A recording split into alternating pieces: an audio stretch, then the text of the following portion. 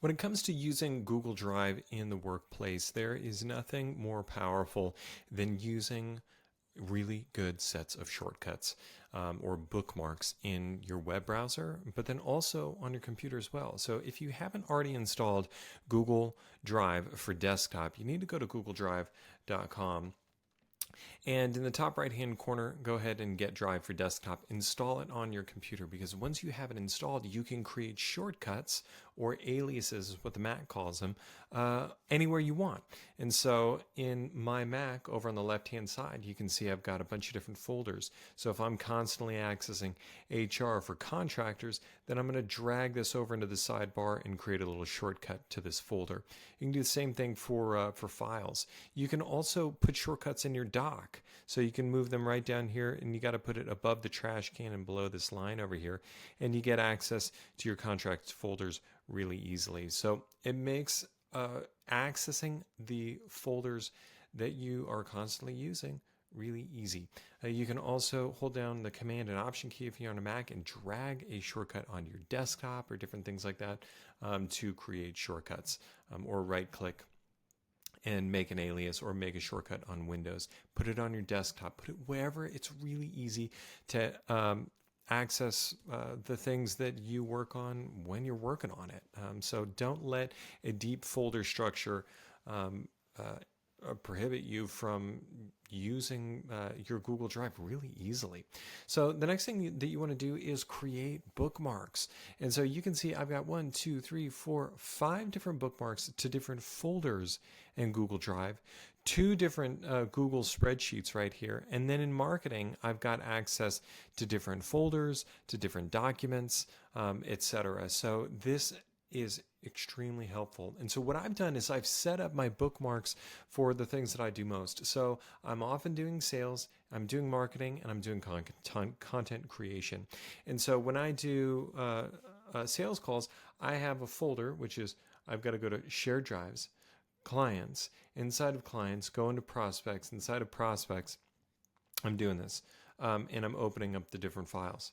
Well, it's so much easier if instead all I did was just hit the prospects folder up at the top, and then I'm here.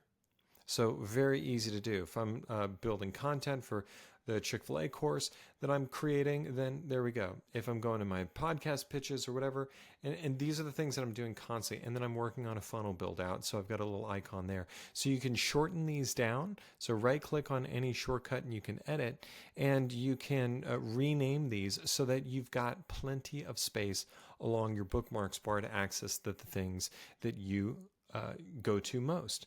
And so you can see I've got a bunch of other websites that I go to all the time: QuickBooks, my bank, Pipedrive, all of these different things. And so I just got rid of the entire name because I know what these services are based on their icon. So I'm getting really efficient with my bookmarks, and then I can go to my call tracker, my revenue sheet, and the things that I'm constantly updating, and just make this super easy. So the other thing that I want you to think about is going to the place that you are going to save the file first and create it there.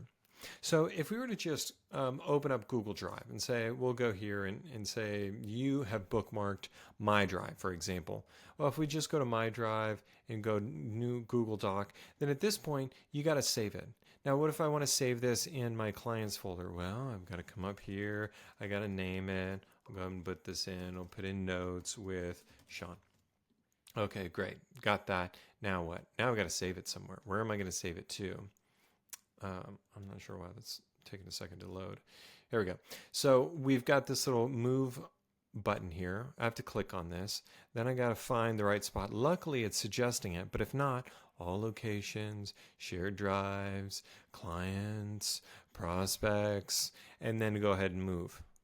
Obviously, you're not going to do this regularly. So go bookmark the folders that you're constantly accessing. So if I'm going to create something in, say I'm doing a new partnership with a business to do some cross promotion. Well, I'm going to go to my little microphone here. I'm going to go to partnership content. Now that I'm here, this is when I create a new document. And this way, it's already saved in the right spot. Now, when we close this and refresh my partnership content, you can see that this file is right here. It's saved in the right spot the first time, so there's no extra organizing.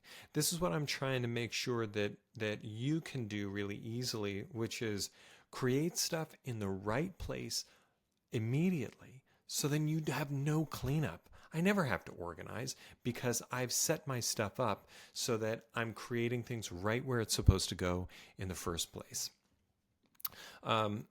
Another thing is you may want to use templates. Your company may or may not have built this out, but you can check it out and see by hovering over top of Google Docs and clicking on From a Template, and you can see if there are other templates. So I'm constantly doing appointment notes because that's my main function. So I've created a template for my appointment notes of all the things that I need to collect for that appointment, the normal questions that I ask, the pitch that I give when I'm selling, etc.